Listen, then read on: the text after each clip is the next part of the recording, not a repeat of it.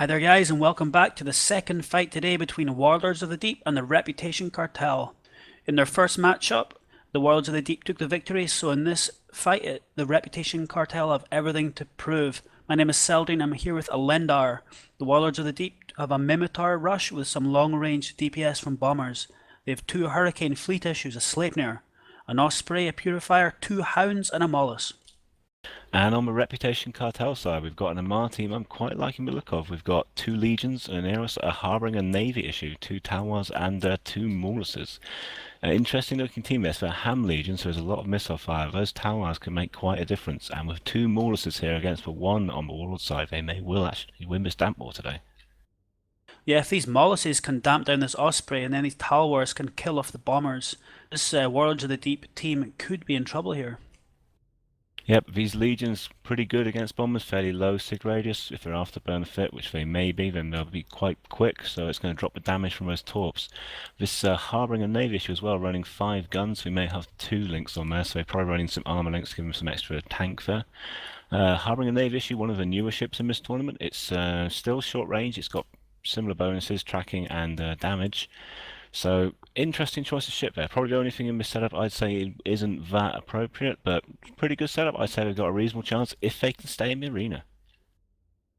Yep, that'll be remain to be seen. It is worth noting though that the Reputation Cartel have banned Navy Megathron, Proteus, and they've also banned Duckslayer off their team. So without Duckslayer, hopefully all their team will be able to stay in the arena, and the match has just started.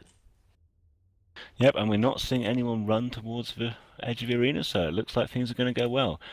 Both teams starting to head in towards each other. Those Hounds, especially C7P9, getting rather close to the Legions, a bit of a risky tactic there. Looks like both teams are standing off from each other at the moment, trying to work out a bit of a weakness, trying to just play it safe to begin the match.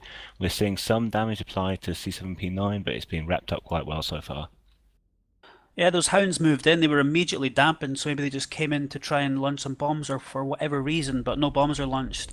And their Osprey seems to be just shrugging off that damage. Nothing looks like it's in any serious trouble right now. Yep, we're seeing Heart SP pretty much run straight past the side of Rep Cartel team. Looks like he's probably going straight for that Aneris. They've managed to let him run past their team, run past their tackle, so I'm guessing that Aneris is going to be taking some serious fire very soon. Look at the Legion of Suleiman Shua though, he is just half his shields gone already, as well as the Hurricane fleet issue Rak Amar. Yeah, we're seeing damage applied to quite a few different ships. That Oneris is already starting to take some shield damage, dropping fairly quickly.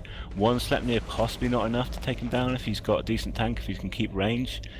So far, no one looks like they're in any significant danger of damage. Rak Amar though, taking some shield damage, and that Osprey not as strong as a Basilisk, so he may well drop him down. Yeah, interestingly enough, the Warlords team are splitting their DPS over 2 of the main ships. They got the Legion and the Aneris, and the Aneris is ancillary tanking and just holding on, but he is going down and down. It looks like he'll be in armor soon. If that Aneris does die, then the blue team are going to be in a serious trouble here. Yeah, that Aneris is doing a pretty good job of holding range so far from those Sleipnir and those 2 Hurricane fleet issues. They haven't been able to land any tackle on him, but with drones and with quite long range on those guns from Sleipnir, it looks like they're still applying just enough. If he hits his reload cycle soon, he could well be in trouble if the Reputation Cartel team can't do something about it. Although Rak Amar in his Hurricane is losing a lot of shield now. About to head into army, he's webbed, he's tackled, he's got Ham Legions on him. It looks like he might well be first casualty of the match. Yeah, he's in serious trouble right now and is just going flying through his armor there. His armor just flying off in shreds. And if he goes down, that's going to be a massive amount of the DPS gone of this Warlords team. And he's just hanging on there in structure. Can he hold on? But it does not look like it. No, he's down. It's going to be the first loss as well. That Aneris as well is back up to full shield. He's pulling a decent amount of range. It looks like he's managed to kite away. So that time that Wars have spent chasing him may well have cost him a match. It might have been a serious error as they lose another Hound. Significant chunks of their damage dropping away. Yeah, this looks like a dramatic change of events immediately. This Warlords of the Deep team are in serious trouble here, and I don't believe there's much they can do to claw their way back from this match. The the Legion of Suleiman Shua with the reps of the Aneris is hanging on there, tanking this damage as the Reputation Cartel are just now shooting the Osprey and the Mollis of Duncan Tanner.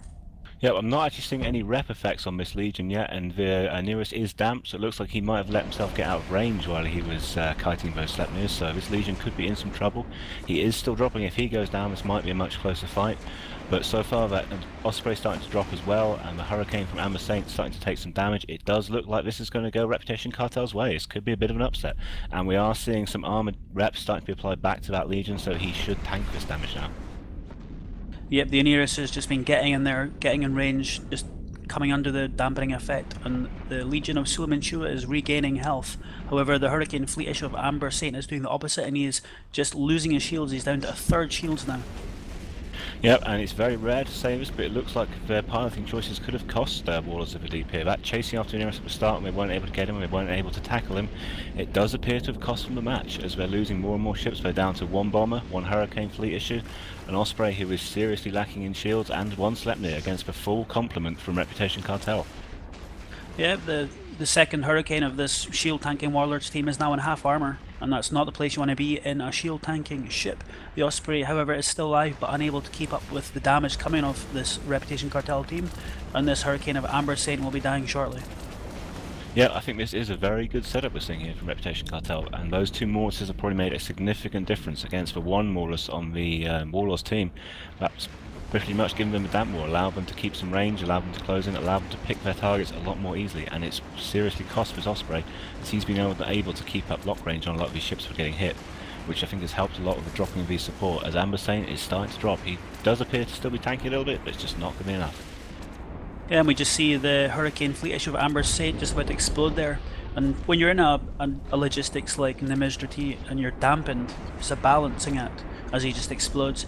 You have to balance between coming in close and potentially losing your logistics, trying to rep your teammates, or staying at range where you're safe but being unable to rep because you're dampened. And he chose to remain at range and he couldn't rep his team, and his team just died one by one. Yeah, we saw the same thing happen to Cyber 10, as he was damped while that Legion was slowly going down as he had to kite away, but it looks like he was able to time that correctly, those Legions having a lot of HP, giving him the time to get back into range of him and keep him up. And Heart SB appears to be burning for the Edge of Arena. It looks like he doesn't want to drop to the team, he's just going to go Edge of Glories and release Randolph out of the match. Yeah, Heart SP, maybe just trying to kite whoever and just prolong this match. Maybe he thinks he can solo this entire team. He is a hero, but right now he has got no chance to win this match, as it is well and truly over for his Warlords team. And if they lose this match, it'll be 1-1. So this two teams will be coming back for a third match to find the victor. Yeah, and Reputation Cartel as well, so far I believe have brought a different setup every single time, something we've not seen from any other team yet, so they've got a wide range of setups in the bag. Reasonably tricky to predict what they're going to bring. It's going to make it hard for the the Warlords team to choose what to bring next time, so I don't know what we'll see. And this is the first time their Minotaur Rush team of this build is lost as well, so we're going to see a bit of a change. We may see a setup they were trying to save for a later round. Interestingly enough, before this match started, we were discussing what the Reputation Cartel needed to bring to clinch a victory here, but it seems they didn't need to bring anything. All they needed to do was not bring Duckslayer and they could win. An important point is that Sleipnir goes down, and that's the end of the match. Not bringing Duckslayer has indeed paid off. What will happen next time? Will it pay off again?